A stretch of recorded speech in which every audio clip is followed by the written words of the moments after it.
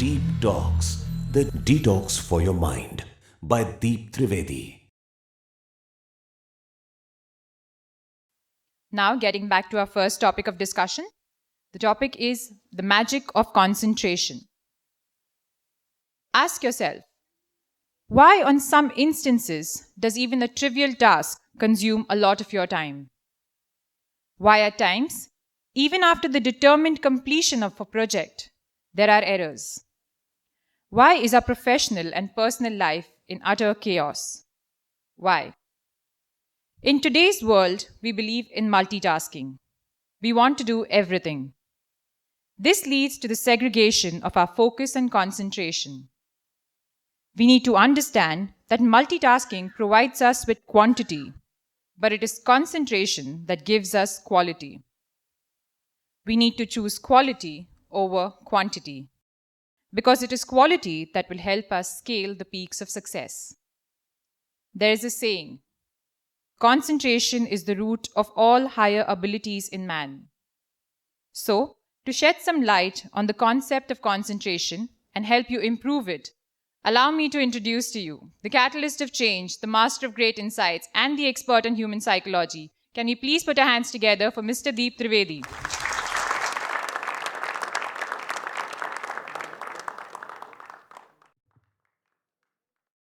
Hello और welcome.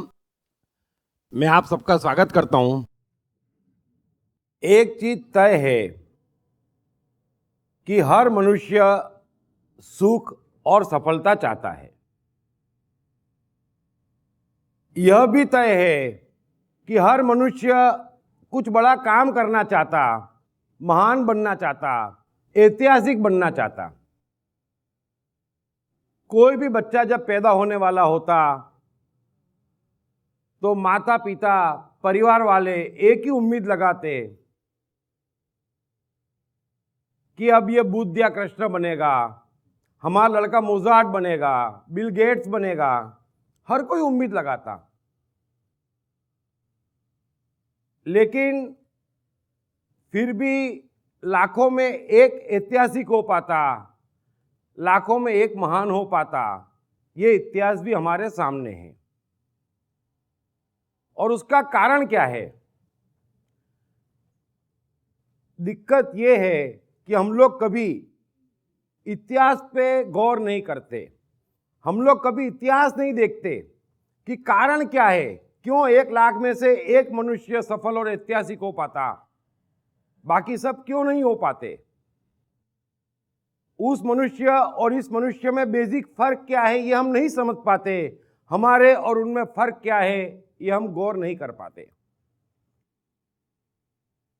इसलिए मैं आपको एक इशारा करता हूं कि जो भी महान और ऐतिहासिक हुए हैं उन सब में बिना अपवाद के एक चीज कॉमन है और वो है क्रिएटिविटी। क्षेत्र चाहे कोई भी हो, मनुष्य महान और ऐतिहासिक क्रिएटिविटी से होता है। अगर वो कुछ क्रिएट करता है, चाहे बिजनेस हो, चाहे धर्म का क्षेत्र हो, चाहे विज्ञान हो, चाहे कला हो, क्षेत्र कोई भी हो जीवन का, जो व्यक्ति क्रिएट करता है वो महान हो जाता, वो ऐतिहासिक हो जाता। ये चीज आप अपने जहन में हमेशा के लिए बिठा दे। प्रेजेंटेशन चालू करना। दुनिया का कोई मनुष्य कभी क्रिएटिविटी सीख नहीं सकता। क्रिएटिविटी के क्लासेस नहीं हो सकते। कोई भी आदमी प्रैक्टिस से, मेहनत से कभी क्रिएटिव नहीं हो सकता। ये एक पक्का सिद्धांत आपके जहन में बिठा लेना। क्रिएटिविटी का एक फिक्स नियम बना हुआ है। कुदरत की ओर से मनुष्य के लिए क्रिएटिविटी का एक फिक्स लॉ बना हुआ है। अगर उस लॉ को हम फॉलो करते, अगर वो लॉ आप समझते, और जो मनुष्य समझता वो क्रिएटिव हो जाता। बड़ा आसान है, लेकिन लॉ को फॉलो करना पड़ता है।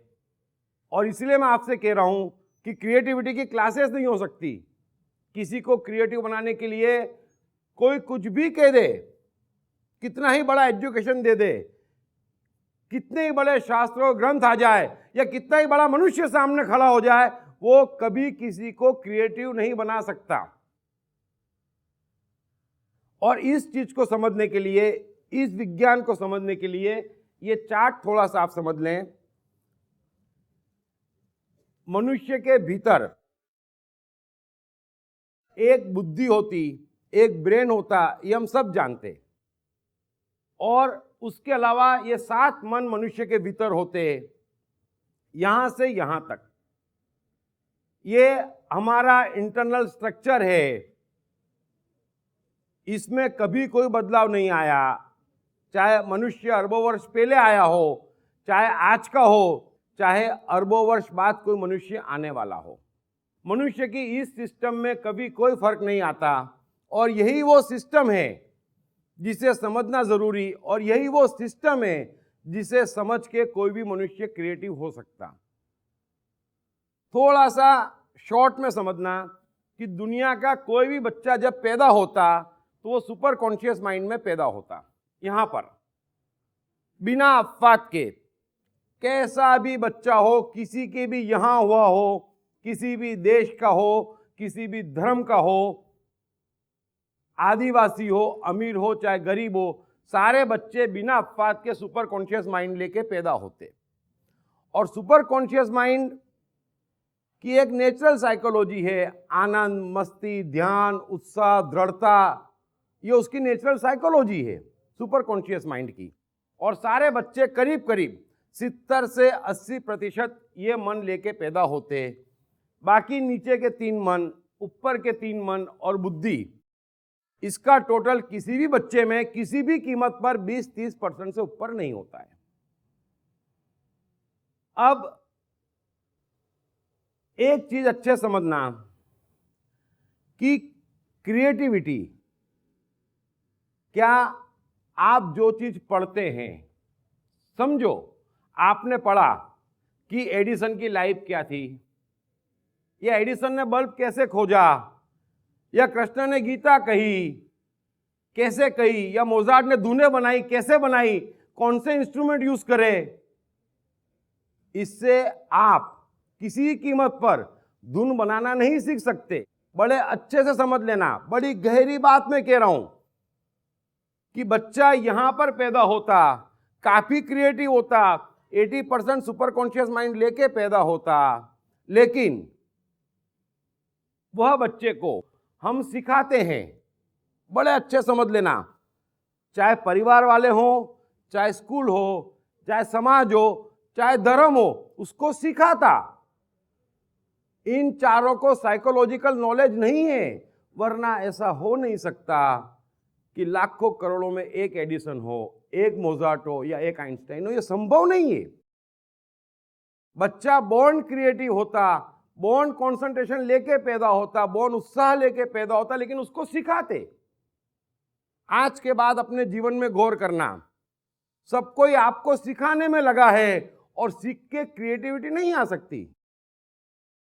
क्रिएटिव का अर्थ ही यह है कि कोई ऐसी चीज अस्तित्व में लाना जो नहीं है, और जो अस्तित्व में नहीं है उसे पढ़ के, समझ के, मेहनत करके आप अस्तित्व में नहीं ला सकते। ये बड़ा सिंपल नियम है।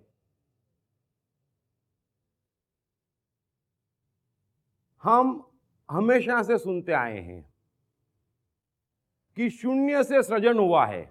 ये प्रकृति अस्तित्व में शून्य से आई है, ये हम सदियों से सुनते आ रहे हैं, सदियों से कहते आ रहे हैं, लेकिन उसके बावजूद हम समझते नहीं कि एक प्रकृति क्रिएटिव है, दूसरा मनुष्य क्रिएटिव है। ये दो ही सत्ता है इस ब्रह्मांड में जो क्रिएटिव है। और अगर मनुष्य को क्रिएटिविटी निकालना है तो वो शून्य से निकलेगी। बड़े अच्छे से समझ लेना कि कोई भी क्रिएटिविटी मनुष्य के भीतर से तब निकलेगी जब वो शून्य में स्थित होगा, और जितना ज्यादा शून्य में स्थित होगा उसके भीतर से उतनी बड़ी क्रिएटिविटी निकलेगी। अब हम क्या करते, बच्चा जो करीब करीब 70% शून्य में होता, उसको कुछ नहीं मालूम होता कि मेरा परिवार क्या है, खानदान क्या है, हमारी परंपरा क्या है, साइंस क्या कहता है उसको कुछ नहीं मालूम है, धर्म क्या है, भगवान क्या है उसको कुछ नहीं मालूम है, वो शून्य में है, बच्चा शून्य में है करीब करीब। और हम यहां से उसको सिखाते, और जैसे ही बच्चे को सिखाते उसके ऊपर के मन और बुद्धि मजबूत होती चली जाती, वो शून्य से दूर हो जाता, काफी चीजें जान लेता, काफी समझ लेता, काफी चीजें फॉलो करता, काफी सीखना चाहता, और वो ऊपर से कचरा ओढ़ ओढ़ के इस मन को मार देता। नीचे के मनों का तो सवाल ही नहीं है, यही मन जिसमें वो पैदा हुआ था इस प्रोसेस में मर जाता। अब जब ऊपर के मन बन गए मनुष्य के, जब बुद्धि मजबूत हो गई, जब जानकारियां हो गई, तो क्रिएशन का सवाल नहीं उठता, क्योंकि वो शून्य से आगे की यात्रा पर निकल गया। संसार की सारी क्रिएटिविटी, चाहे बल्ब का खोजना हो, चाहे इलेक्ट्रिसिटी हो, चाहे पेनासिलिन हो, चाहे कबीर के दोहे हो, कृष्ण की गीता हो, मोहम्मद की कुरान हो, मोजार्ट की धुनें हो, पिकासो की पेंटिंग हो, जो भी चीजें अमर हुई है, जो अमर है वो बिना अफवाद के स्पॉन्टेनियस माइंड से निकली है। बड़े अच्छे से समझ लेना, बच्चा यहां पैदा होता, यहां से यहां, यहां से यहां उसको यात्रा करनी थी। बच्चा अपना जो शून्य लेके पैदा हुआ था उसके और गहराई में उसको उतरना था, और बड़े शून्य की तरफ उसको जाना था, लेकिन शून्य के बजाय वो ऊपर की तरफ चला जाता, और ये बिना अफवाद के करीब करीब सबके जीवन में होता। और जो बच जाते, जिनके जीवन में ये नहीं होता, वे ही महान है। एक फिक्स प्रिंसिपल है, चाहे कृष्ण हो, कबीर हो, बुद्ध हो, चाहे मोजार्ट पिकासो हो, चाहे अल्फ्रेड नोवेल हो, कोई भी हो, जो जितना शून्य की तरफ गया है उसके भीतर से इतनी बड़ी क्रिएटिविटी बही है। संसार की सारी क्रिएटिविटी पे कुदरत का एकाधिकार है। इसके फ्लैश आते मनुष्य को, मैंने पिछली बार भी समझाया था, वो मनुष्य के भीतर से बह जाती।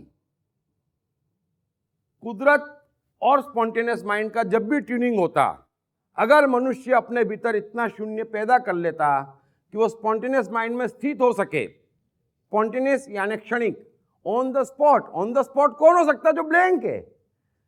अगर भरा है तो स्पॉन्टेनियस नहीं हो सकता, और संसार की सारी शक्ति स्पॉन्टेनियस में समाई हुई है। तो इस स्पॉन्टेनियस माइंड से कुदरत की सारी क्रिएटिविटी बहती।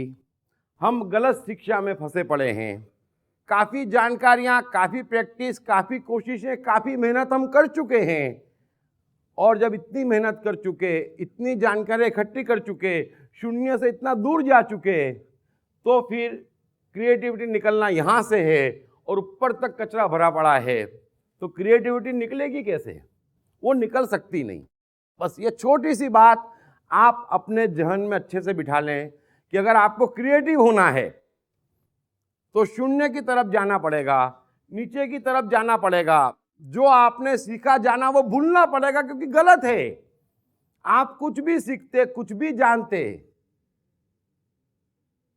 पुराने से पुरानी साइकोलॉजी है कि हर कर्म पाप है, हर जानकारी अज्ञान है।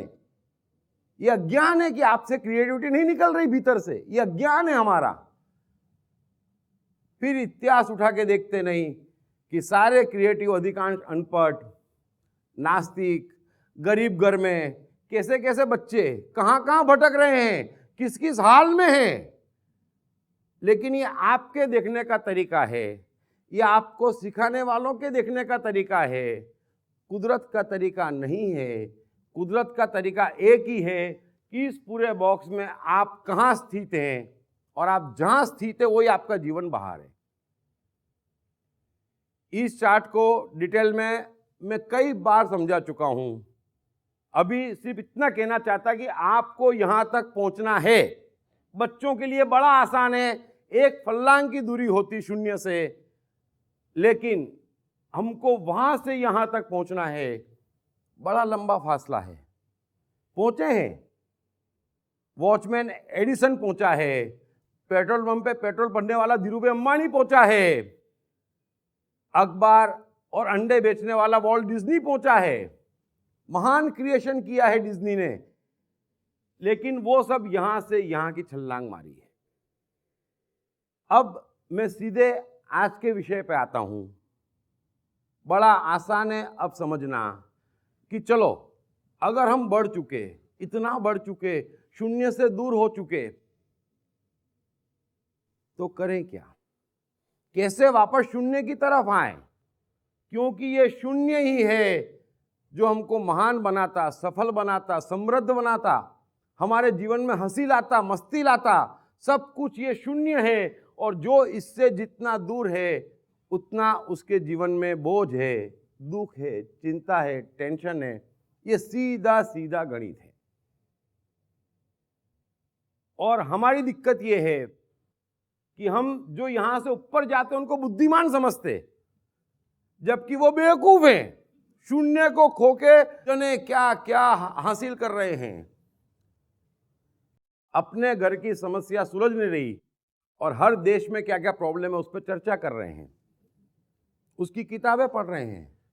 अपनी प्रॉब्लम रोज का टेंशन है और आत्मा की इंक्वायरी कर रहे हैं। अपनी समस्या छोटी मोटी समस्या है और सीधे बुद्ध को ज्ञान कैसे हुआ, और हमारी समस्या नहीं है वो। आप गौर करना, आप शून्य से दूर कैसे जाते? जो आपकी समस्या नहीं है, जो आपकी जरूरत नहीं है, जो आपका कर्तव्य नहीं है, आप उस चीज में दौड़ते शून्य से दूर हो जाते। अब दिक्कत यह है कि एक एक कर कितने काट सकते आप? इतनी जानकारियां ले ली, इतने विचार बना लिए, इतना समझ लिया, इतना सीख लिया, उसको भूलें कैसे? विवेकानंद भी बड़े बुद्धिमान थे, बहुत जानते थे, बड़ा ऊपर तक चले गए थे, लेकिन उनको रामकृष्ण परमहंस मिल गए, सब काट दिया और सीधे यहां पहुंचा दिया, सब काट दिया, फिर से शून्य में पहुंचा दिया। आप ये मत समझना कि रामकृष्ण परमहंस ने विवेकानंद को कुछ सिखाया। धर्म कभी कुछ सिखाता नहीं है। जो आपने सीख रखा है उसको हटा दें आप, तो भीतर तो शून्य है ही, भीतर तो सब कुछ है। जो आगे निकल चुके उसको काटना है। तो एक एक कर अगर कोई मनुष्य काटने की कोशिश करे तो उसने इतना एकत्रित कर रखा है कि जन्मों निकल जाए। तो मैं आपको एक शॉर्टकट बताता हूं। अगर आपको ये तमाम चीजें जो ऊपर आपने एकत्रित कर रखी है, अगर आप उसको काटना चाहते तो कंसंट्रेशन, ध्यान, इसका बड़ा ही सटीक उपाय है। आज के बाद आप गौर करना। अगर आप ध्यान में हैं, अगर आप कोई कार्य बड़े ध्यान से कर रहे हैं, आपका पूरा कंसंट्रेशन उसमें लगा है, तो उस समय आपकी स्थिति क्या होती? जरा गौर करना, जरा सोचना। कभी ध्यान में डूबे हो, कभी कोई कार्य ध्यान से किया हो, तो याद करना कि उस समय आपकी स्थिति क्या होती। आप करीब करीब शून्य में होते। आप भूल जाते कि आपका धर्म क्या है, आप भूल जाते कि आपकी डिग्री क्या है, आप भूल जाते अमेरिका में क्या चल रहा है। एक क्षण में सारे ऊपर के ज्ञान आपके भस्म हो जाते। उसी को ध्यान कहते। बड़ी सूक्ष्म बात बता रहा हूं कि ध्यान का अर्थ सीधा है कि अगर आप कहीं डूबे हैं तो आप डूबते ही तब हैं, डूबी तब सकते जब आपके ऊपर का जो नॉलेज है, आपने जो भी एकत्रित किया हुआ है, वो आप भूल जाएं।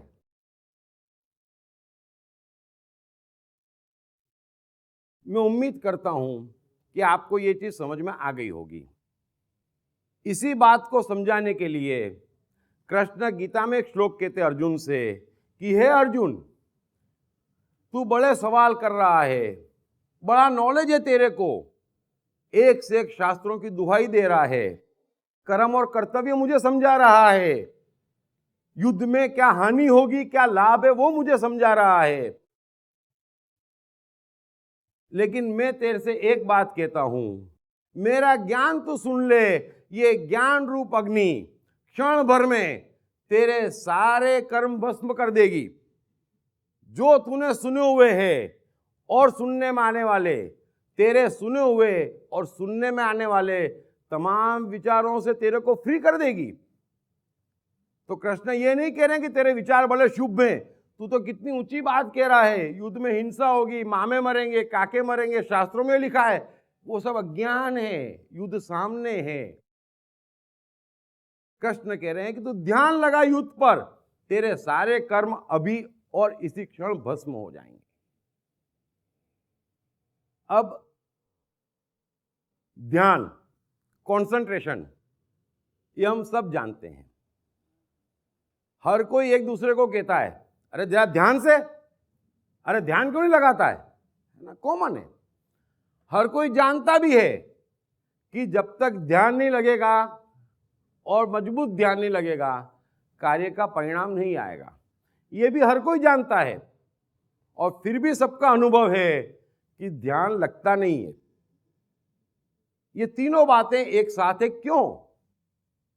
थोड़ा सा इस बात को समझना। ध्यान क्या है? ध्यान है शून्य की तरफ जाना, यानी कि मन में गहरे उतरना। अभी हम यहां पर हैं, बुद्धि पे हैं। अधिकांश मनुष्यों की आज की परिस्थिति कहूं जनरल, यहां बैठो कि नहीं कहता, क्योंकि आप सब 10-20 हजार में से एक हैं। लेकिन अगर मैं और नीचे जाऊं और आम मनुष्यों पे आऊं, तो करीब करीब 80% उनका ब्रेन मजबूत हो चुका है। उनके आज के अस्तित्व में 80% ब्रेन है। इस माइंड का तो पता ही नहीं है जिसमें पैदा हुए थे, और बाकी ऊपर के मन है। ये सब कभी कभार झलक मिलती, कभी कभार झलक मिलती। अब हमको यहां से यहां जाना है, तो कैसे जाएं? मैं आपको अगेन प्रकृति का एक सिद्धांत बताता हूं। आपका भी अनुभव है, विज्ञान ने उस सिद्धांत का भरपूर फायदा भी उठाया है। हम भी देखते, हवाई जहाज, रॉकेट, यान, ये सब छोड़े जाते हैं अंतरिक्ष में और हवा में, ये उड़ते हैं। कैसे उड़ते हैं? अगर वो यहां पर है जमीन पे और इतनी दूर जाते, मंगल तक पहुंच जाते, कैसे? निश्चित ही उनको ऊर्जा देनी पड़ती, यान को ऊर्जा देनी पड़ती, एनर्जी देनी पड़ती, तब जाके वो हवा में उड़ते। बड़ा सिंपल है।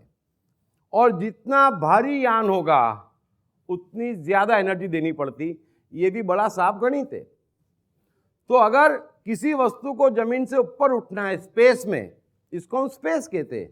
जो आंख से दिखती है उसको हम स्पेस कहते हैं। तो अगर स्पेस में किसी को उठना है तो उसको ऊर्जा लगती, और जितना हल्का यान होगा उतनी कम ऊर्जा लगती। अब ये तो बात हुई स्पेस में ऊपर उठने की, लेकिन हमारी यात्रा क्या है? हम क्या चाहते हैं? हमको मन में गहरे उतरना है। हम यहां पर जी रहे हैं, यहां पर जी रहे हैं, हमको यहां उतरना है। तो बात तो वही है, प्रिंसिपल तो वही है। हमको मन में गहरे उतरना है, तो अगेन ऊर्जा लगती। बगैर ऊर्जा के कोई भी मनुष्य शून्य तक नहीं जा सकता, और शून्य में बड़ी ऊर्जा है, सब जानते हैं। शून्य मतलब कॉन्सेंट्रेटेड। कॉन्सेंट्रेशन शब्द ही इससे बना है कि कॉन्सेंट्रेटेड, कॉम्पैक्ट। अगर आप कॉम्पैक्ट हो जाते किसी दिन, तो आपसे चमत्कार हो जाते उस दिन। जिस काम में आप कॉन्सेंट्रेटेड हो जाते कि सिर्फ काम रह जाए, इतना अपने आप को कॉन्सेंट्रेटेड कर लेते, तो चमत्कार हो जाते हैं। लेकिन वहां जाने के लिए मनुष्य को ऊर्जा चाहिए। और ये सारा का सारा जीवन का खेल, जो इतनी भटकन है जीवन में, इतनी परेशानी है, वो लैक ऑफ एनर्जी है, और कुछ भी नहीं है। तो मैं उम्मीद करता हूं कि ये छोटी सी बात जो मैंने आपको समझाई, सबके समझ में बड़ी आसानी से आ गई होगी।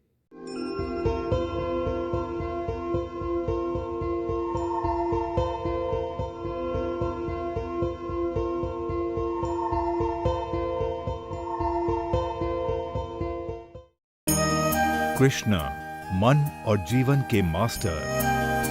कृष्णा एक प्रेमी, एक कलाकार, एक गुरु, एक राजनेता, एक व्यवसायी। कृष्णा शून्य से सृजन करने का एक श्रेष्ठ उदाहरण कृष्णा, जो कठिनतम परिस्थितियों में भी हंसते हुए जीने की कला सिखाते हैं। कृष्णा, जिन्होंने जीवन का हर युद्ध जीता। दीप त्रिवेदी द्वारा लिखित किताब मैं कृष्ण हूँ। ये किताब कृष्ण के संपूर्ण जीवन पर रिसर्च करने के बाद कुछ इस साइकोलॉजिकल अंदाज में सिलसिलेवार रूप से लिखी गई है कि जिसे पढ़ते पढ़ते आपका जीवन भी बदलता चला जाएगा। मैं कृष्ण हूँ। ये किताब अंग्रेजी, हिंदी, मराठी तथा गुजराती में एक साथ atmanestore.com साथ ही सभी प्रमुख ई-कॉमर्स साइट्स पर भी उपलब्ध है।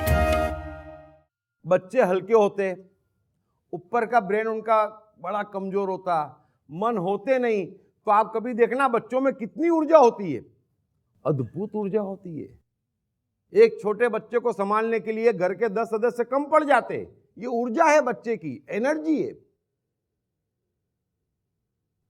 आप ये मत समझना कि पहलवान के पास शक्ति है, कुछ भी शक्ति नहीं है पहलवानों में। जीवन मानसिक ऊर्जा का खेल है। आप शारीरिक ऊर्जा की बात तो समझते कि ये पहलवान है, चलो उसको अखाड़े में नहीं पछाड़ सकते, इतना सा टेंशन दे देना, सब पहलवानी निकल जाएगी उसकी। काहे का पहलवान है? तो हमारी समस्या मानसिक है।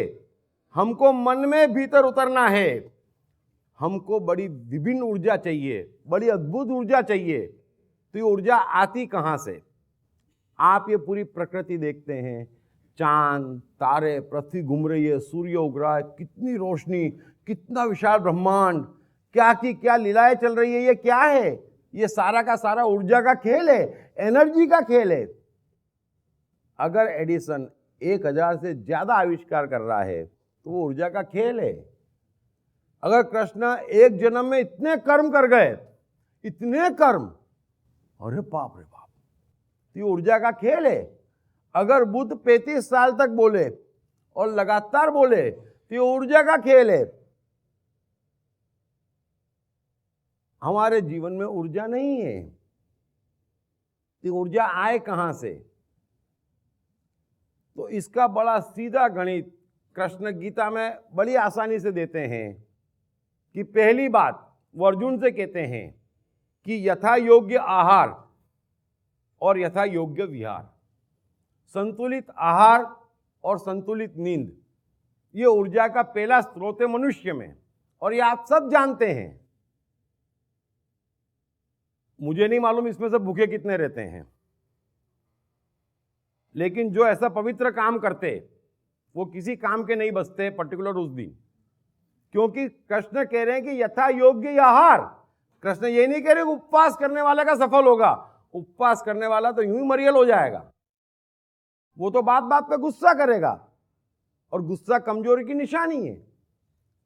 बात बात पे गुस्सा करना, फ्रस्ट्रेशन होना, चिंता पकड़ना है कमजोरी की निशानी है, लैक ऑफ एनर्जी है। आप ये मत समझना कि बड़ा टेंशन का काम है जीवन में।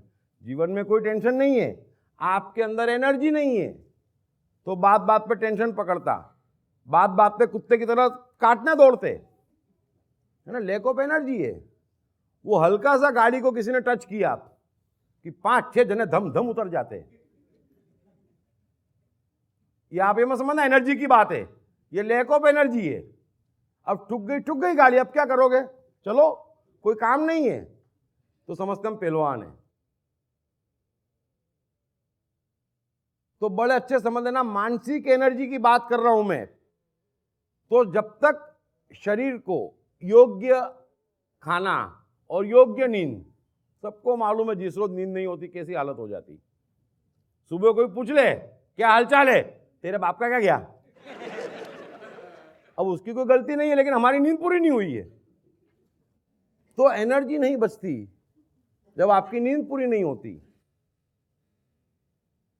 लेकिन ये शारीरिक ऊर्जा है, ये शरीर की बात है, इससे हमारे शरीर को एनर्जी आती और शरीर मन पे इफेक्ट करता, लेकिन 20%। इसलिए शारीरिक बातें ध्यान में रखना अच्छी चीज है। संतुलित आहार, संतुलित विहार बड़ी परफेक्ट चीज है, लेकिन इसका हमारे मन पे 20% से ऊपर असर नहीं होता। तो फिर कृष्ण गीता में दूसरी बात कहते अर्जुन से। कृष्ण कहते कि कर्मों में यथा योग्य चेष्टा। अब बड़े अच्छे से इस शब्दों को समझ लेना। साइकोलॉजी का एक पक्का सिद्धांत समझ लेना। सबको शायद मालूम है, लेकिन सब बातें पुरानी हो गई। अब तो ऐसी ऐसी बातें आ गई कि मनुष्य साइकोलॉजी ही भूल गया। बाकी ये जो ऊर्जा है ये मनुष्य के अंदर होती। आप ये मत समझना कि आप में ऊर्जा नहीं है। ऊर्जा तो है, लेकिन आप उसका व्यय करते। तो कृष्ण कह रहे हैं कि तुमको ऊर्जा प्राप्त नहीं करनी है, ऊर्जा का व्यय रोकना है। जो आप गलत जगह लगा रहे हैं उसको रोकना है। तो वो कैसे रुकेगी? जब आप कर्मों में यथा योग्य चेष्टा करेंगे। अगर सुई से काम चल रहा है तो 10-20 जने हथौड़े लेके पहुंच जाने की क्या जरूरत है? थोड़ा समझना।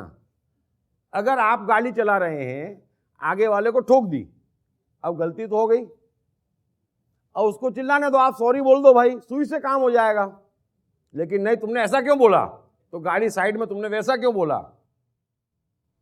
आपकी एनर्जी जा रही, आपका टाइम वेस्ट हो रहा। छोड़ो, बड़े अच्छे से समझा रहा हूं, छोड़ो। जब सुई से काम चलता तो हथौड़ा क्यों लाना? अगर एक शब्द से काम चलता पूरा वाक्य क्यों बोलना? अगर एक को बताने से बात चलती, एक को बताने से काम हो जाता, तो पूरे गांव की गॉसिप क्यों करना? तो कृष्ण कह रहे हैं कि कर्मों में यथा योग्य जो चेष्टा करता है उसी का यह योग सफल होता है। हमारा जीवन एक योग है।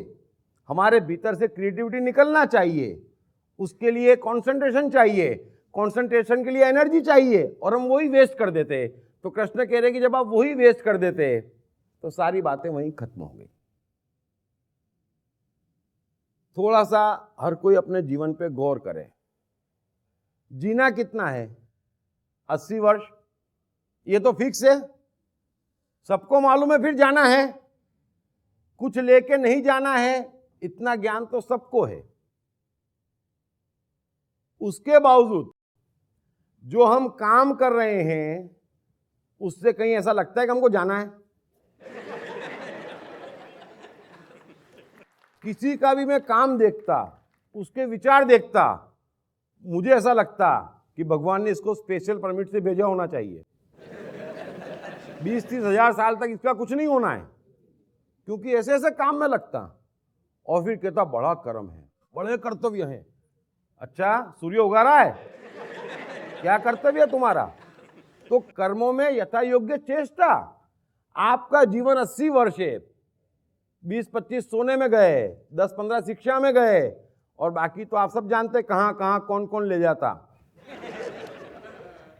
तो थोड़ा उसको कॉम्पेट करो। आपको 80 वर्ष जीना है, ऐसी प्लानिंग करो, ऐसी जगह मेहनत करो जो आपको 80 वर्ष में काम आए। लेकिन वो नहीं सिखाते, उल्टी जगह एनर्जी लगवाते, उल्टी जगह दौड़ाते, उल्टी जगह पैसा लगवा देते।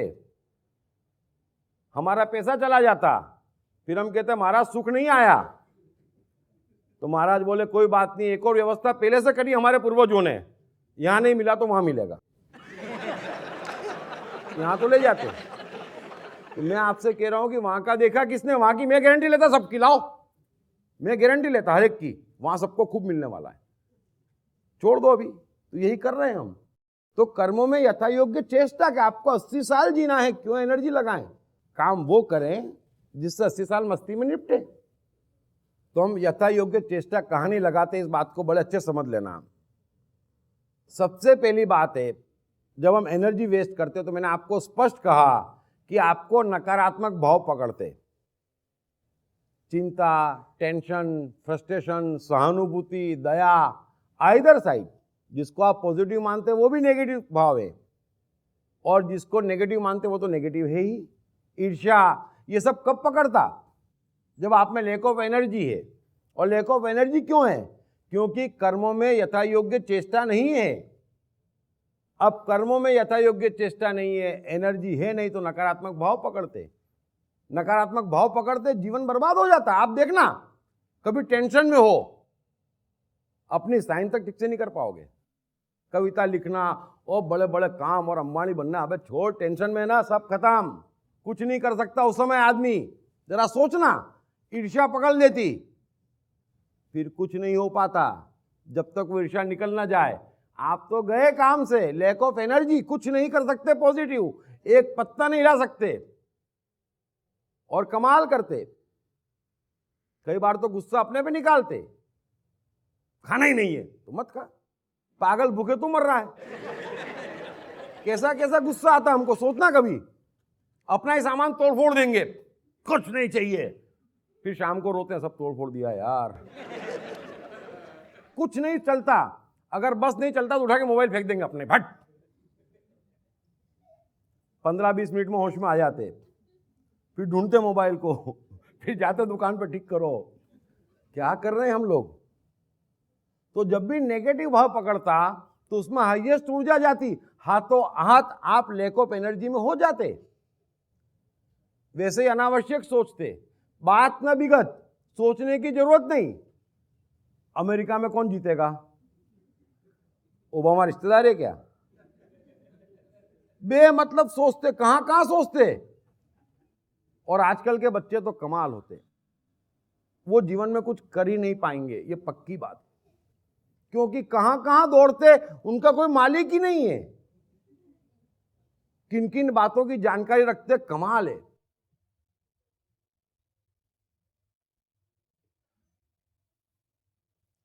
इतना नहीं समझते, आपकी बुद्धि हमारे टॉप पे है। अगर आप ज्यादा सोचते हैं, बगैर कारण के सोचते हैं, तो पूरी जीवन ऊर्जा आप ऊपर की तरफ खींचते हैं। कोई भी चीज को ऊपर की तरफ खींचने के लिए ऊर्जा चाहिए। कितनी ऊर्जा बिगाड़ते हम जब दिमाग चलता है। कभी कोशिश करना, सोचना, देखना। अनावश्यक ज्ञान ले आते, जरूरत नहीं है, काम नहीं अटक रहा है, लेकिन जानना जरूरी है। बस सब चीज जानना जरूरी है। आपका काम अटक रहा है, आपके जीवन का ध्येय है, आपको रास्ते में आ रहा है कि नहीं, जानना जरूरी है, ऊर्जा जाती है आपकी। तो कृष्ण कह रहे हैं कि कर्मों में यथा योग्य चेष्टा। मैं भी आपसे यही कह रहा हूं, 80 साल जीना है, अगर हम 2 मिनट के लिए भी कोई काम करें तो ऐसा करें कि उस 80 साल में उसके फ्रूट्स मिले। हम जो भी काम करते हैं उसके फ्रूट्स के तो पता ही नहीं हमारे पास, हम काम करे चले जा रहे हैं, काम करे चले जा रहे हैं। फिर एक बात आपको और कहूं कि इतनी बात आप समझ गए हो अगर, कि शरीर मन को प्रभावित करता, मन शरीर को प्रभावित करता, ये हम सब जानते हैं। अगर आपको चिंता होगी और गहरी चिंता होगी तो आइसक्रीम से भी एसिडिटी हो जाएगी, सबको मालूम है। आप तीखा और तीखा और तीखा खाएंगे और मन से कमजोर होंगे तो आपको एसिडिटी तुरंत पकड़ेगी, आपका मन बेचैन हो जाएगा, आपको अकारण चिंताएं पकड़ेगी। ये मन की कमजोरी है। कृष्ण 56 भोग खाते थे, उनको कुछ नहीं होता था। मन कमजोर ही नहीं है, आने दो आने दो आने दो। तो ये भी मन की कमजोरी है, खाना नहीं पचता। फिर कई लोग कहते हम तो खिचड़ी खाते, तो लीवर खराब है इसलिए खाते ना, कोई बहुत बड़ी बात हो गई। हम तो एकदम सादा खाते भाई, क्योंकि आप खराब खाओगे तो टेंशन पकड़ेगा। मन कमजोर, शरीर कमजोर। तो ये भी चक्कर में मत पड़ना कि जो कहते हैं सात्विक खाओ, कम खाओ, ये खाओ, तो लीवर और मन दोनों कमजोर है, मजबूरी है। मैं चाहता हूं आप दोनों चीज मजबूत करें। अरे हम नहीं खाएंगे, कृष्ण खा के गए, भीम खाता था और हम ना खाएं, कमाल करते आप। तो खाने से, अति खाने से एनर्जी जाती, लेकिन जितना हो सके अपने को मजबूत करो तो उससे एनर्जी आती। अब ध्यान का एक और सिद्धांत मैं आपको समझा रहा हूं, बड़ा सिंपल है। अगेन साइकोलॉजिकल अज्ञान है। जिसको देखो कहता ध्यान लगाओ, ध्यान बढ़ाओ, ध्यान क्यों नहीं लगता? ध्यान क्या है ये मालूम है किसी को? कुदरत से मनुष्य जब भी आता, मैं कितनी बार बोला, मैंने कितनी बार ये चीज समझाई है कि मनुष्य कुदरत से जब भी आता वेल इक्विप्ड आता, परफेक्ट आता, वो 100% ध्यान लेके आता। कहीं से उसको ध्यान बाहर से लेना नहीं है। ध्यान कोई सिखा नहीं सकता, ध्यान आप लगा नहीं सकते, ध्यान आपका स्वभाव है, नेचुरल है। आपके पास ध्यान 100% है, लेकिन दिक्कत क्या होती, जब बच्चे होते तो 80% सुपर कॉन्शियस माइंड में होते तो ध्यान लग जाता। फिर बड़े होते और फिर चाहने वाले शुरू हो जाते, बेटा ये भी सीखो, बेटा ये भी जानो, बेटा ये भी करो। अब बेटे को जरूरी है कि नहीं है, और फिर बेटे भी लग जाते कि वो 4 जानता मैं 6 जान लूं, तो बेटे भी लग जाते फिर थोड़ा बड़ा होते ही। तो आपका ध्यान डिवाइड हो रहा है। बड़े अच्छे समझना, ध्यान तो आपका है, 100% है, किसी कीमत पे कृष्ण बुद्ध एडिसन से कम नहीं है किसी मनुष्य के पास। ध्यान कम हो ही नहीं सकता, 100% है, सिर्फ डिवाइड करा है। और कितनी जगह डिवाइड करा है, कल्पना के बाहर का डिवाइड करा है। अब इतनी जगह डिवाइड हो गया तो एक जगह लगता नहीं है। सिंपल समझ लेना, ध्यान का प्रिंसिपल मैं आपसे कह रहा हूं, ये जो भी कहते हम सिखा देंगे, हम ला देंगे, हम बना देंगे, आप लगाते क्यों नहीं? सब झूठ बोलते, मालूम ही नहीं उनको ध्यान 100% है, सिर्फ आपने डिवाइड कर रखा है। आप डिवाइडेशन हटा दीजिए, आप अपना ध्यान हर जगह से हटा दीजिए तो एक जगह लग जाएगा। बड़ा सिंपल नियम ध्यान का मैं आपको समझा रहा हूं। कभी ये मत सोचना मैं ध्यान लगाऊं, ध्यान से पढ़ूं, ये काम ध्यान से करूं, होने वाला ही नहीं है, हो सकता ही नहीं है। गलत जगह जाना मत, गलत काम करना मत, गलत कोशिश करना मत। मैं आपका जीवन बचा रहा हूं, सिंपल साइकोलॉजी बता रहा हूं। कभी कोशिश मत करना कि मैं ध्यान लगाऊं, नहीं। अगर आपको कोई काम करना है तो आप वहां बैठो और 2 मिनट सोचो वो बीवी क्या कर रही होगी, तो उसको हटाना पड़ेगा। आपके मन में जो जो चल रहा है आपको हटाना पड़ेगा। अरे चढ़ जाने का समय हो गया, हटाना पड़ेगा। आपका ध्यान है, आप लगाओ मत, आप देखो 2 मिनट कि कहां कहां भटक रहा है, उसको काट दो, उसको भूल जाओ, जिसका जो होना है होए। जैसे जैसे काटेंगे आप शून्य की तरफ जाएंगे। इसलिए ध्यान लगाना नहीं है, ध्यान तो है, सिर्फ वो डिवाइड हो रहा है, बैठे बैठे डिवाइड हो रहा है, भलते ही डिवाइड हो रहा है, उसको डिवाइड नहीं होने देना है। आप देखो कहां डिवाइड हो रहा है। घूमने 15 रोज बाद जाना है, आज से हर काम में डिवाइड हो जाता, मजा आएगा। अभी शादी की बात चल रही है, एक से एक बच्चे पैदा करेंगे, चलो आपका ध्यान डिवाइड हो रहा है, आप दौड़ पड़ते और इतना दौड़ते, कभी कोर करना, आप दौड़ पड़ते और सारी दौड़ आपका ध्यान डिवाइड कर लेती। इसलिए जब तक आप ये ना समझें कि जो काम आपके हाथ में है वही पूजा है, वही भगवान है, वही इबादत है, वही जीवन है, वही कर्तव्य है, वही कर्म है, अलग से कुछ भी नहीं, तब तक आपका ध्यान किसी कीमत लगेगा नहीं। अभी आप डिवाइडेड है। आप समझते जीवन में धर्म भी जरूरी, समाज भी जरूरी, स्टडीज भी जरूरी, धन भी जरूरी, सोफिस्टिकेशन भी जरूरी, दोस्त भी जरूरी। अब आपने डिवाइड कर लिया, 1% तेरा, आधा टका तेरा, 0.5% तेरा, 3% तेरा, 5% तेरा। फिर आप जब बैठते तो सबको तो बांट चुके, रुपए का छुट्टा करवा लिया, 100 रुपए लेके आए थे, एक एक के नोट करवा लिए, सबको बांट दिए। अब जेब में बैलेंस दो, 98 बांट दी और बैठते, लगता नहीं ध्यान, तो लगेगा नहीं। जो बांटे है ना उसको वापस ले आओ। गलत दिया भाई, माफ करना, हमने आपको गलत इंपॉर्टेंस दिया है, हमने आपको दे दिया, लोगों के कहने मांगे दे दिया ध्यान, हमने आपको तवज्जो दे दी गलती से, तो आप तो हर काम में परेशान करते, हटा दो।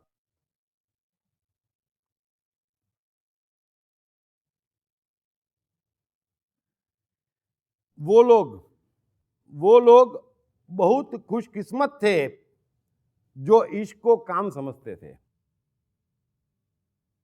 या काम से आशिकी करते थे। बड़े अच्छे से समझ लेना, वो लोग बहुत खुशकिस्मत थे जो इश्क को काम समझते थे या काम को आशिकी समझते थे।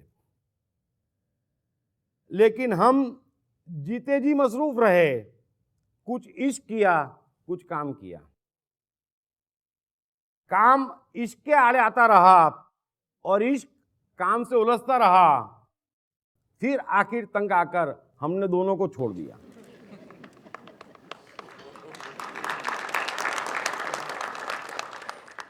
तो या तो आप इश्क को काम समझ लीजिए, तो आप मजनू हो जाएंगे, ऐतिहासिक हो जाएंगे, है ना। या आप काम को इश्क समझ लीजिए तो आप एडिसन हो जाएंगे। लेकिन हमसे दोनों में से एक भी नहीं होता। और जैसे इश्क करने बैठते हैं तो काम याद आता, फिर काम करने बैठते तो इश्क याद आता, थक जाते, और जब मरने को आते तो कहते भगवान दोनों छोड़े जा, अब क्या करोगे, पकड़ ही नहीं सकते, छोड़ दिया दोनों को आपने। तो मैं कहता हूं कि आप डिवाइड मत हो। आपको 80 वर्ष जीना है, आप चाहते ध्यान लगे, लेकिन आप जो डिवाइड कर देते तो आपका ध्यान लगता नहीं। ध्यान का एक और सिद्धांत मैं आपसे कहता हूं, क्योंकि आप गलत जगह भटके ही मत, गलत कोशिश करें ही मत। दिक्कत क्या है, हमारे चारों ओर, चाहे परिवार हो, चाहे समाज हो, चाहे धर्म हो, चाहे एजुकेशन हो, सबको हिमालय की चोटी पे चढ़ाती, चढ़ जा बेटा। अरे मैं क्यों चढ़ूं भाई, जिसको देखो उसको चोटी पे चढ़ाते, बुद्धि बनाते पकड़ पकड़ के।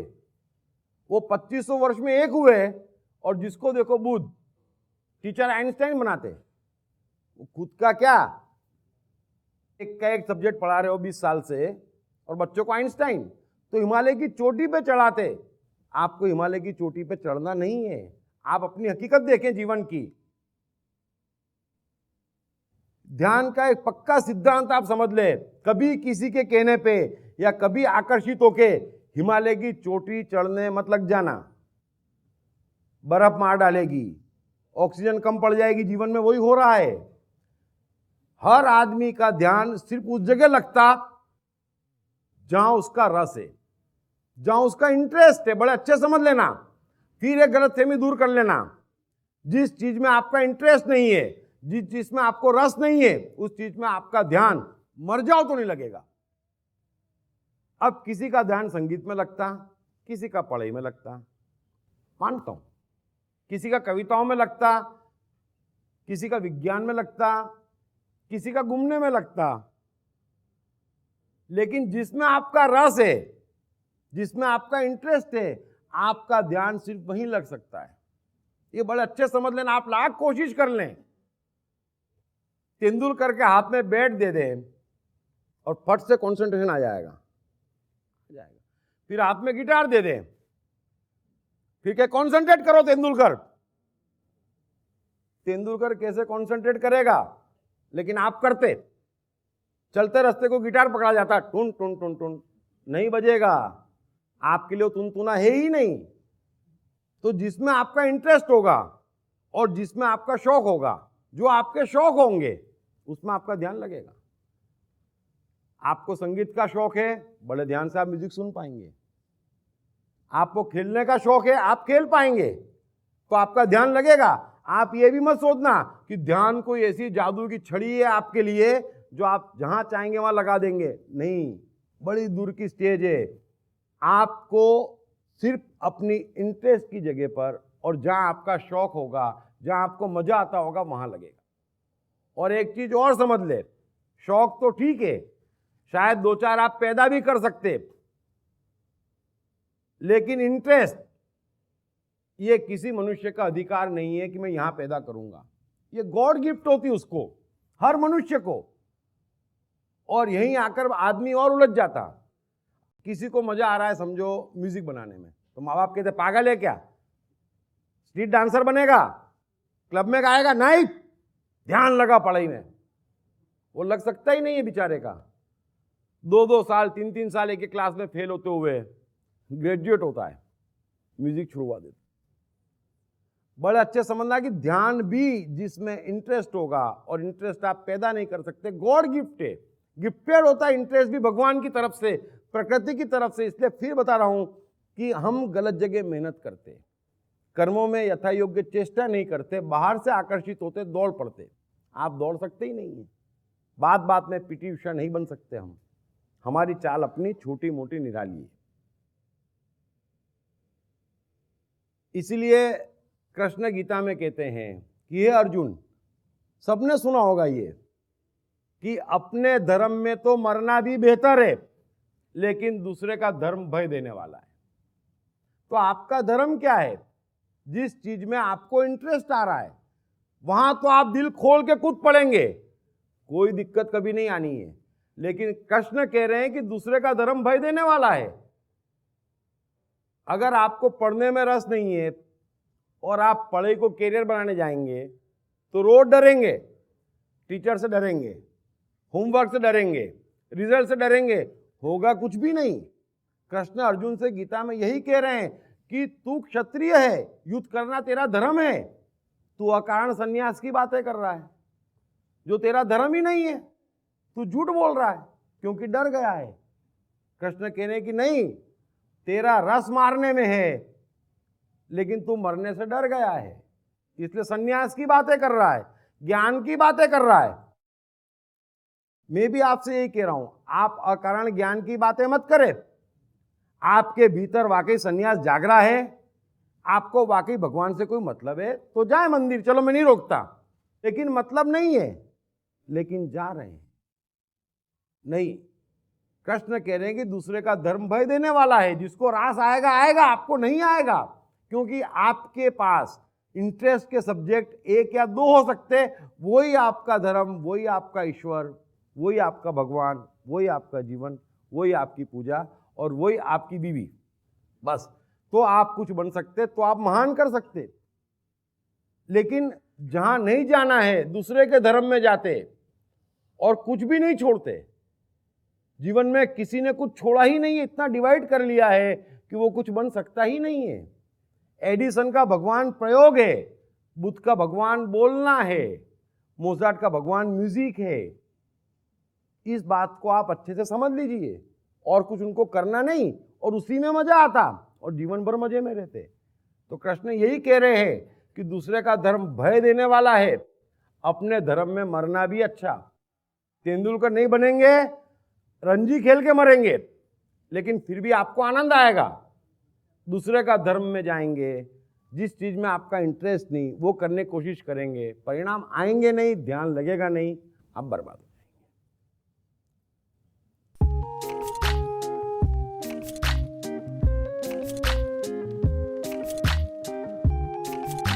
हाय, मेरा नाम शील कुमार अवस्थी है और मैं बैंक में काम करता हूँ as a senior manager. My name is Omkar Kulkarni and I'm a engineering student. मेरा नाम जयराम प्रसाद है, मैं सेल्फ एम्प्लॉयड हूँ। मैंने इनकी बुक पढ़ी I am the mind. Sir ने I am the mind book में बहुत क्लियरली मेंशन किया है कि माइंड किस तरीके से वर्क करता है, कैसे प्रॉब्लम्स को क्रिएट करता है और इसका सोल्यूशन क्या है लाइफ में। It's a really great book that I've come across in so many years. I've read many books but this one stands apart. इस पुस्तक की सरल भाषा, साधारण ढंग से मन का क्लासिफिकेशन ने मुझे बहुत प्रभावित किया है। I have read the book. It clearly identifies, explains the difference between your brain and the mind. All the 7 states of the mind are clearly defined in that book and that's the best thing about the book. So it's a very nice book written in a very clear language. मेरा तो मानना है, मैं मन हूँ पुस्तक, हर व्यक्ति को पढ़ना चाहिए। ये जिंदगी को आसान बनाने का सरलतम तरीका है। अगर ये आई एम द माइंड एक बार समझ में आ गई, it is going to make the magic in the life.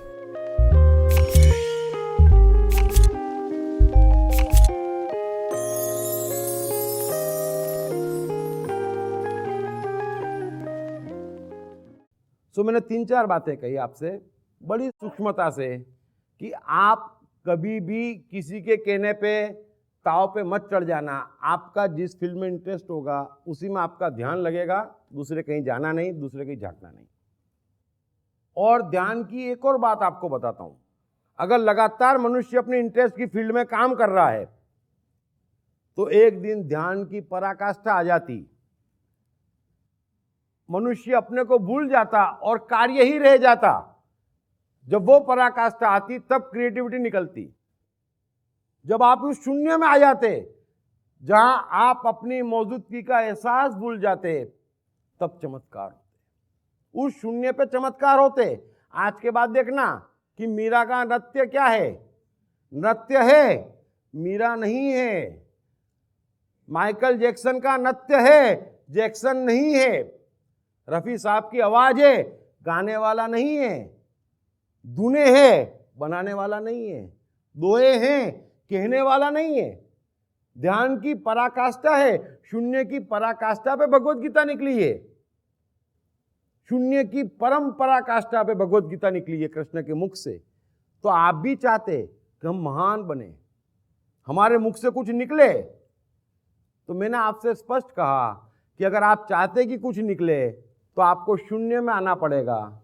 भेजेगी कुदरत, निकालेंगे आप क्रिएटिविटी के निमित्त हो सकते, आप क्रिएटिव नहीं हो सकते, आप क्रिएट नहीं कर सकते। अरे विज्ञान इतना आगे बढ़ गया, लेकिन आज तक कुदरत की तरफ से उसे एक कण पैदा करने की, एक कण मारने की सत्ता नहीं है। ट्रांसफॉर्मेशन कर सकता बेचारा, तो आपको सत्ता ही नहीं है, तो आप तो क्रिएटिविटी की सत्ता प्राप्त करना चाहते कि मैं ये बनाऊंगा, मैं ये बनूंगा। आप कुछ नहीं बन सकते, आप सिर्फ वही बन सकते जो उसने भेजा है, आप वही निकाल सकते जो वो भेजेगा, और वो भेजेगा शून्य पे। तो आप शून्य की तरफ आए, कंसंट्रेशन जादू है, ऊर्जा जादू है, आपको शून्य में ले जाएगी।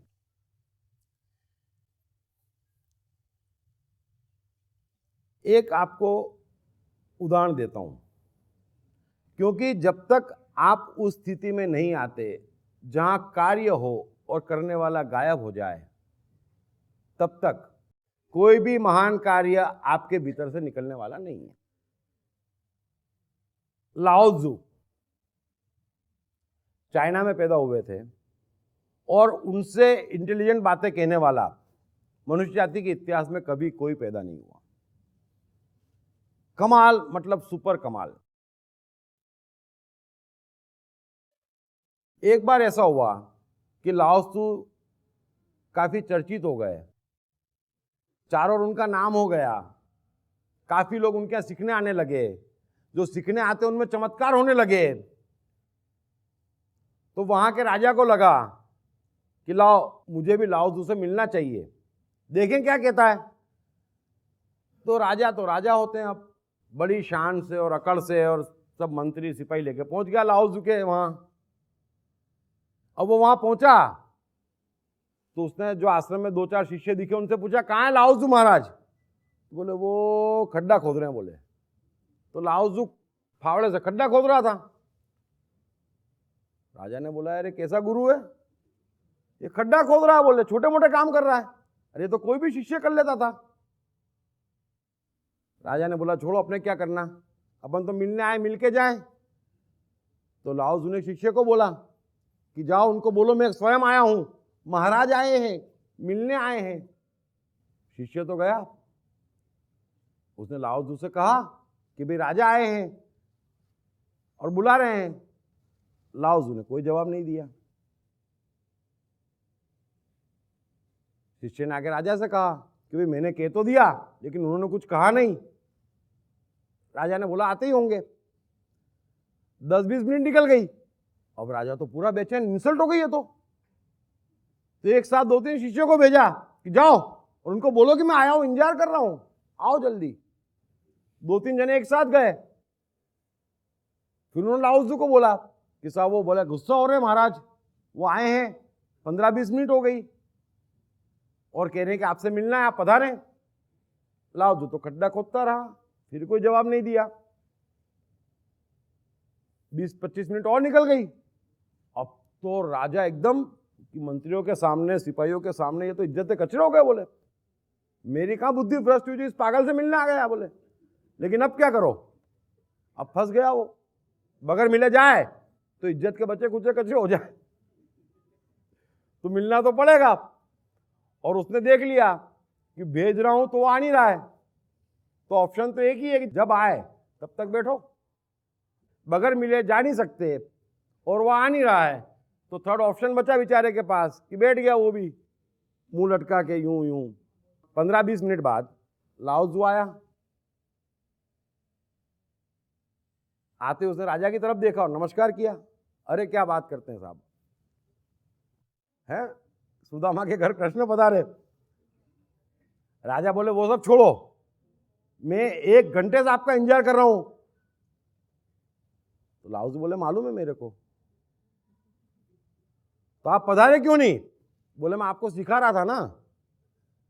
राजा तो चमक गया, बोले पागल है ये आदमी, बातचीत नहीं हुई, 1 घंटे से खड्डा खोद रहा है और आके बोलता है कि मुझे मालूम है आप आए हो और मैं आपको सिखा रहा था। बोले क्या सिखा रहा था मेरे को?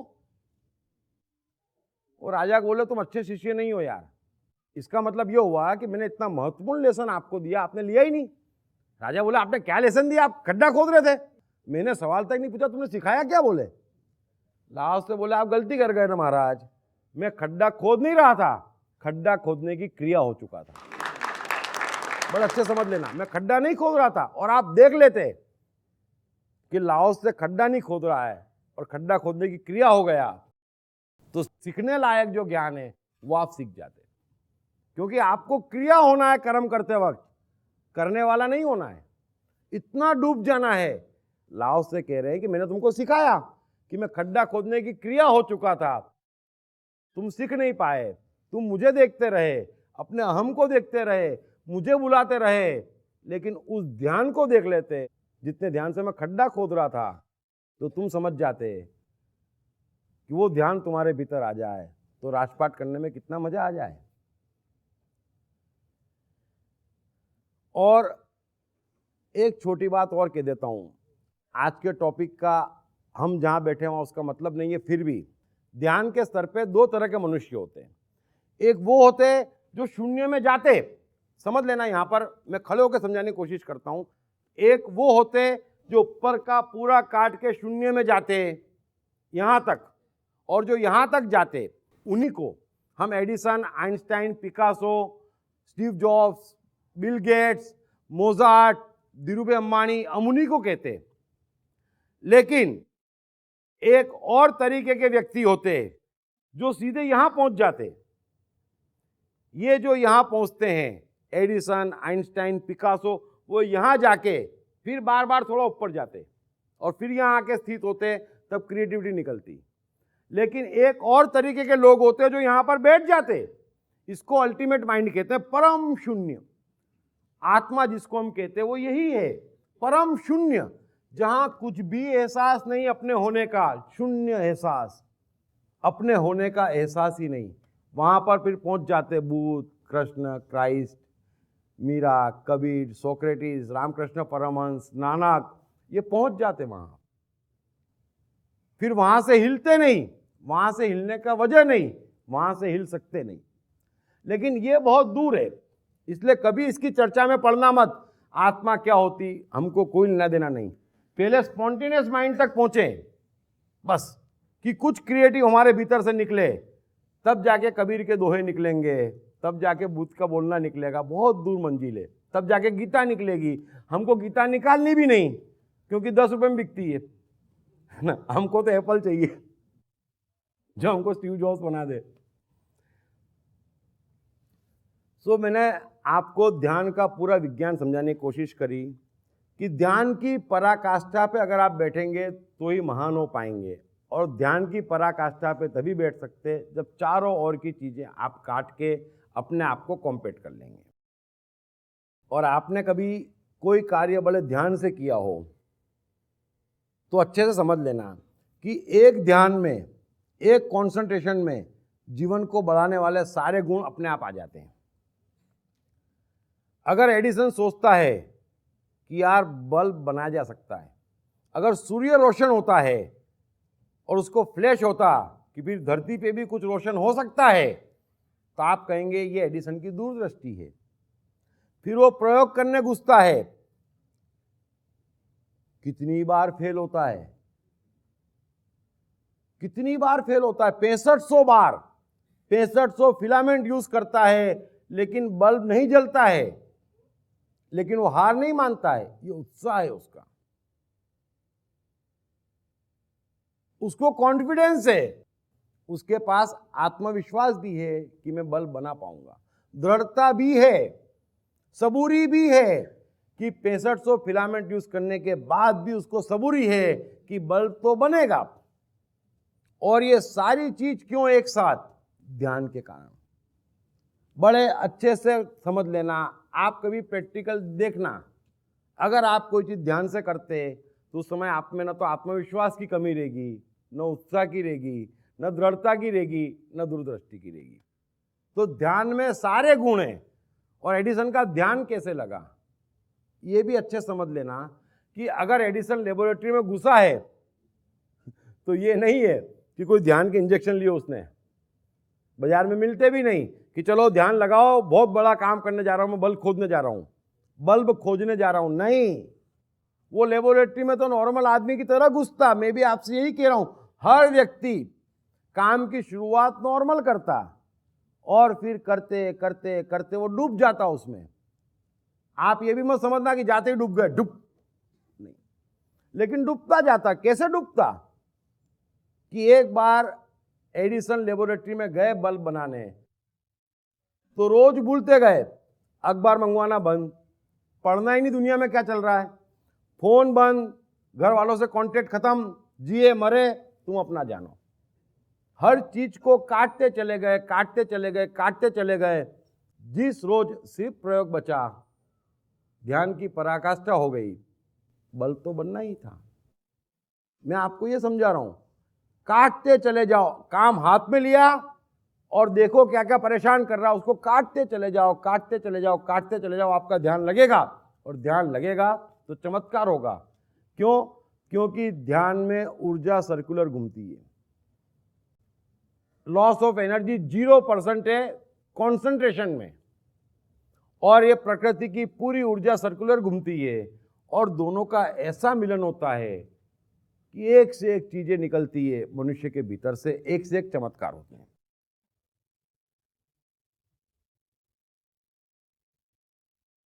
ये ध्यान समझने में मैं नहीं मानता किसी को तकलीफ हुई होगी।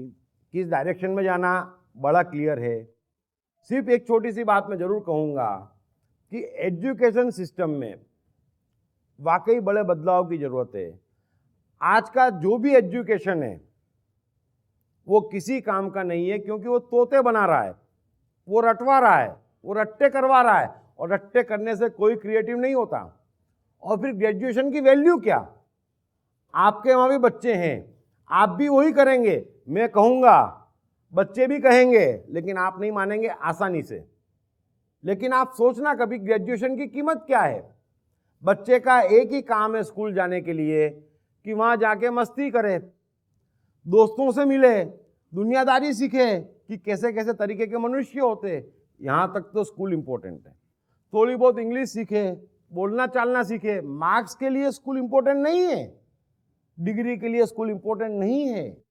और जब तक एजुकेशन सिस्टम में क्रिएटिविटी इन्वॉल्व नहीं करते, जब तक ये नहीं समझते कि बच्चे को आधा ऐसे दो, आधी बात बताओ, कुछ बात पूरी करवाओ, क्रिएटिविटी दो, और पहचानो कौन सी फील्ड का मास्टर है, कौन सी फील्ड के गुण हैं, उसको 5वीं से ही उसमें डाल दो। खेलने वाला है तो खेलने की स्कूल, पढ़ने वाला है तो पढ़ने की स्कूल, साइंटिस्ट है तो विज्ञान की स्कूल। तब जाके मनुष्य का रेशो सुधरेगा, महान बनेगा, अच्छे काम कर पाएगा, सफल रहेगा। अभी उसकी जो मेन एनर्जी है जीवन की 20 वर्ष, वो तो स्टडी में चली जाती, फिर बचता क्या उसमें? 90% मर जाता बेचारा। आप देखना, कभी बड़ा दुख होता है मुझे, वो छोटे छोटे बच्चे मार पीट के सुबह नीला धुला के माए बिठा देती बस में। अब रात भर सोया है, नहाया धोया है, लेकिन कैसा मरियल रहता, जाता स्कूल में, सब देखना आप। फिर दिन भर स्कूल में भी ऐसा ही मरा मरा रहता, फिर शाम को घर पे आता, बस्ता फेंकता, मुंह धोता, कपड़े बदलता, और एकदम स्फूर्ति में आ जाता,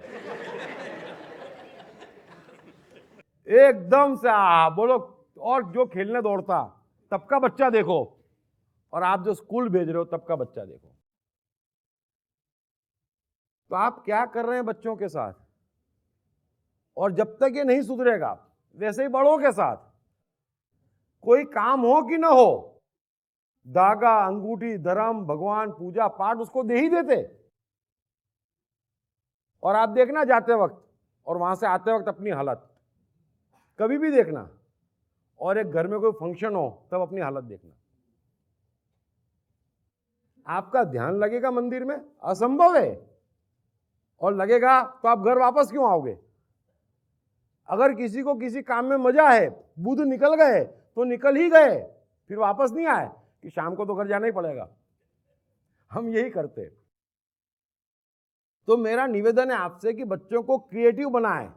अगर वो बच्चा पेंटिंग बना रहा है, अगर वो कुछ तोड़ रहा है, तो उसको डांटो मत, खुश हो कि कुछ क्रिएट करने की कोशिश कर रहा है, क्योंकि वो क्रिएट करेगा तो ही जीवन बनेगा।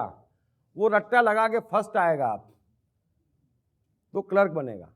बड़े अच्छे समझ लेना, एक भी बताओ मेरिट लिस्ट वाला पूरी उसमें 5000 साल के इतिहास में कि मेरिट लिस्ट वाला ये व्यक्ति सफल हुआ, एक बताओ। जिसमें इतनी अकल नहीं कि पढ़ने में इतनी मेहनत नहीं की जाती, वो सफल कैसे होगा? हो ही नहीं सकता। ये जितने तोते हैं पंडित, सुबह से शाम तक सारे शास्त्र टप टप टप टप, उनमें से एक भी बुद्ध नहीं बन सकता। तो मैं आपको कह रहा हूं, आप तोते तो बनो ही मत, आप जरा चार्ज रहो, आप देखो, और आपके आंख के सामने है। बच्चे 6 घंटे थकने के बाद भी घर पे आते, तो खेलते वक्त उसकी ऊर्जा, उसका चेहरा देखो, आपको उसमें कृष्ण नजर आएगा। और स्कूल जाते वक्त देखो, आपको सुदामा नजर आएगा। तो मेरा आपसे एक ही निवेदन है कि हर मनुष्य के भीतर एक पावर ऑफ क्रिएशन है जो स्पॉन्टेनियस माइंड से बहता, स्पॉन्टेनियस माइंड और प्रकृति की ट्यूनिंग से बहता। कृपया उसको आप बहने दे। आज भी कहीं नहीं चुके हैं हम। जितना हमारा शून्य बढ़ेगा, जितना बाहर की दुनिया आप काटेंगे और जिस तादाद में आप काट पाएंगे, आपका शून्य बढ़ेगा, आपकी एनर्जी बढ़ेगी, आपके जीवन का मजा बढ़ेगा, आपकी सफलता बढ़ेगी, आपकी समृद्धि बढ़ेगी। लेकिन शून्य से बढ़ेगी, शून्य से ही आपके जीवन के बड़े बड़े सृजन होंगे। अगर आप भारी रहेंगे तो बोझ उठाते उठाते ही थक जाएंगे। पुराने से पुराने जमाने में ऊंची ऊंची पहाड़ियों पे मंदिर रखते थे। क्यों? शुरू शुरू में क्या करता है आदमी? बड़ी एक बैग उठा लेता है ना, मालूम नहीं कब पहुंचेंगे। फिर धीरे धीरे बैग हल्की करनी पड़ती उसको कि बैग हल्की होगी तो पहुंचेंगे, और आखिरी में पूरी बैग फेंक देता। पहुंच ही नहीं सकते इसके साथ। तो मैं भी आपसे यही कह रहा हूं, आप पहुंचना चाहते हैं ना तो अपनी बैग हल्की करो। बड़ी ऊंची चढ़ाई है, कॉन्सेंट्रेशन की शून्य तक जाने की बड़ी ऊंची चढ़ाई है। इतना बोझा लेके, सारे बोझे लेके, सारी जानकारियां लेके और सब जगह दौड़ के आप नहीं पहुंच पाएंगे। थोड़े से स्पॉन्टेनियस बनो। मैं आपको एक प्रकृति का जादू बताता हूं। इसको स्पॉन्टेनियस माइंड इसलिए कहते हैं, सुप्रीम इंटेलिजेंट है ये माइंड सुप्रीम इंटेलिजेंट है। इसमें सुप्रीम इंटेलिजेंस छिपी हुई है, कभी कोई इसका उपयोग नहीं करता है। मुझे बड़ा आश्चर्य होता है। आप बुद्धि से सोचते, आप एनालिसिस करते, आप तर्क वितर्क करते, ये आपको सिखाया गया है। आप समझने की कोशिश करते, आप सोचने की कोशिश करते, सब गलत। इतना गलत जिसकी आपको कल्पना नहीं है। ये स्पॉन्टेनियस माइंड का कमाल सुपर है। दुनिया की कोई भी सफलता आपको पानी है तो बगैर स्पॉन्टेनियस माइंड के रत्ती भर सफलता आपको मिलने वाली नहीं है। छोटी मोटी सफलता भी नहीं मिलेगी, ये अच्छे समझ लेना। और आप करते क्या है? आप हर जगह पर स्पॉन्टेनियस माइंड को अवॉइड करते। जानकारी कलेक्शन, तेरा क्या, तू बोल, ये क्या, रिपोर्ट क्या, सब गड़बड़। इसलिए मैं आपको समझाता हूं, कितनी भी बड़ी बिजनेस मीटिंग हो, कितना ही बड़ा लफड़ा हो, कहीं पे डिसीजन लेना हो, कोई बात करना हो, आप उस पर सोचो ही मत, आप सुनो भी मत। वो होता है ना घर पे, इसमें से कईयों को मालूम होगा, वो पत्नी और माताजी के झगड़े होते, सास बहू ने, क्या नाम है उसका, जितेंद्र की लड़की, क्या नाम है उसका, हाँ तो सास बहू के झगड़े होते, तो आदमी फंस क्यों जाता है और सब जगह गलत करता। वो एक का वर्जन सुनता। हमेशा ध्यान रखना। आप क्या करते, रात को पत्नी सुना रही टप टप टप टप टप टप, अच्छा सुबह उठ के माँ को देखता हूँ। सुबह माँ के पास जाते, वो इंजारी कर रही होती है, आजा ये क्या आइटम लेके आया घर पे तू, जीना मुश्किल कर दिया घर का। आप बोलते हैं हाँ हाँ हाँ। मैं कह रहा हूं आप गलती करते हैं। आपको सुनना ही क्यों? झगड़ा दो जनों का है ना, तो बोलना मेरे को एक शब्द सुनना नहीं, किसी का भी। दोनों एक साथ बैठो, बोलो टप टप टप टप, या तो आपकी समस्या वहीं समाप्त, कोई बोलेगा ही नहीं, क्योंकि मुंह पे किसी को बोलना नहीं, और दूसरा बोलेगा तो आपको मालूम पड़ेगा कौन सही कौन गलत। छोटे से छोटी बात में बता रहा हूं, आपके जीवन की तमाम समस्या का अंत स्पॉन्टेनिटी है, क्योंकि वो सुप्रीम इंटेलिजेंट माइंड है, वो सुपर्ब है। जीवन मरण का सवाल हो, बड़े से बड़ी बिजनेस मीटिंग हो, मैं कभी सोच ही नहीं सकता, मुझे आश्चर्य होता आदमी सोचता कैसे, मुझे आज तक नहीं मालूम सोचता कैसे। खैर अगली बार जब 6 मेरे लेक्चर हैं, वो सबके सब साइकोलॉजी की हाइट है, क्योंकि अब बेसिक बैकग्राउंड बन गया साइकोलॉजी का, 30 लेक्चर हो चुके, अब तुम उड़ेंगे तो आपको समझ में आएगा कि आप सोच कैसे सकते हैं। आश्चर्य होता है, और इतनी इंटेलिजेंस भीतर भरी हुई है कि आप सोचो मत, आप जानो मत। सोक्रेटिस की एक बात बताता हूं आपको। सोक्रेटिस के समय एक बड़ा सन्यासी था, उसके पास काफी शिष्य पढ़ने आते, तो बड़े तरह तरह के सवाल पूछते, तो सन्यासी एक ही बात कहता, देखो भाई मुझे कुछ नहीं मालूम, और बहुत ज्यादा तो बिल्कुल नहीं मालूम, लेकिन सोक्रेटिस सब जानता है। तो सब जने सोक्रेटिस के पास पहुंच गए, बोले हमारे गुरु कभी गलत नहीं होते, और वो कहते हैं तुम सब कुछ जानते हो। सोक्रेटिस बोले क्या बात करते हो, अरे मैं कुछ भी नहीं जानता। बोले क्या बात करते हो, अरे भगवान की सौगंध मैं कुछ नहीं जानता। बोले ये तो दौड़े दौड़े सन्यासी के पास गए, अरे बोले आप कहते हो सब कुछ जानता है, और वो कह रहा है कि मैं कुछ भी नहीं जानता हूं। तो सन्यासी बोले कि इसलिए वो सब कुछ जानता है। बड़े अच्छे समझ लेना, जब आप कुछ नहीं जानते, जिस समय अगर आपको कोई डिसीजन लेना है बिजनेस का, तो आप टुकड़े टुकड़े में इंक्वायरी करते, आप टुकड़े टुकड़े में चीजें अपने पास लाते, आप टुकड़े टुकड़े में सबसे पूछते, आप जानने की कोशिश करते, और एक सिद्धांत समझ लेना कि जितना ज्यादा आप जानते और जितना ज्यादा समय के लिए आप जानते, उतना आप कम समझते। डायरेक्टली प्रोपोर्शनेट है, इस सिद्धांत को कोई तोड़ नहीं सकता। आपको जरूरत क्या है, आपको फैक्ट्री डालना है, ठीक है, ये कंसल्टेंट है, उसको रिपोर्ट बनाने दे दी, बराबर, वहां तक ठीक है। फिर आप क्या करते, 1 मीटिंग 2 मीटिंग 100 मीटिंग, गलत। सबको एक साथ बिठाओ, banker, consultant, managers, project company वाले, आप जिनको इस चीज में मालूम है या जिनको आपको इन्वॉल्व करना है, एक साथ बिठाओ। उसके पहले आपको कुछ नहीं मालूम कि रिपोर्ट में क्या लिखा है, और आप 1 बाय 1 शुरू करो, अंदर उतारो, डिसीजन बाहर आ जाएगा। रत्ती भर कभी आप गलत नहीं होगे।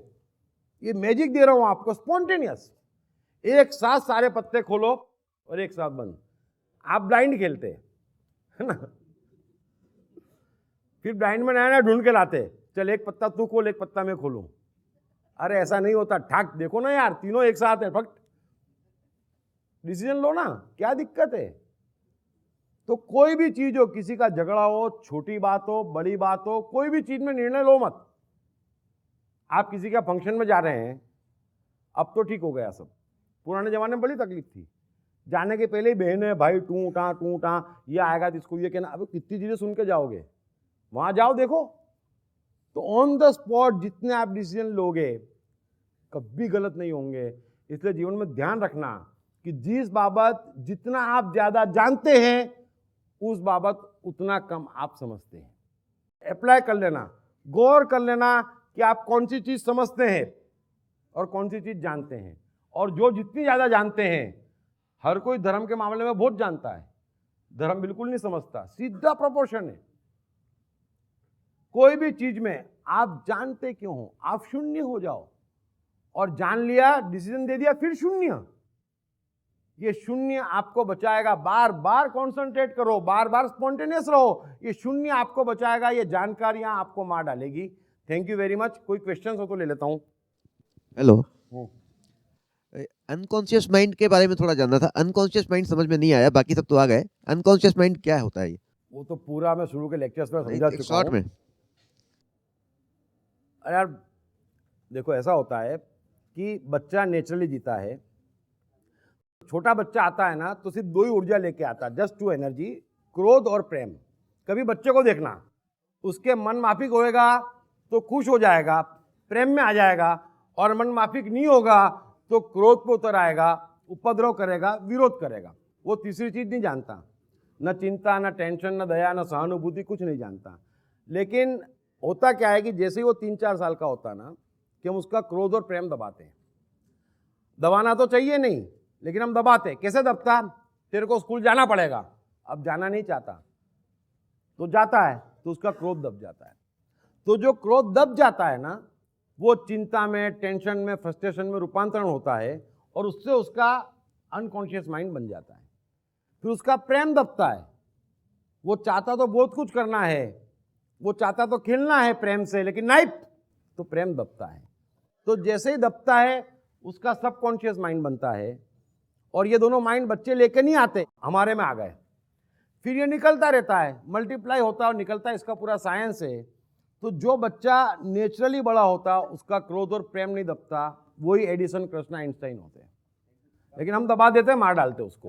तो 5 मिनट का इंटरवल करके सेकंड टॉपिक शुरू करें।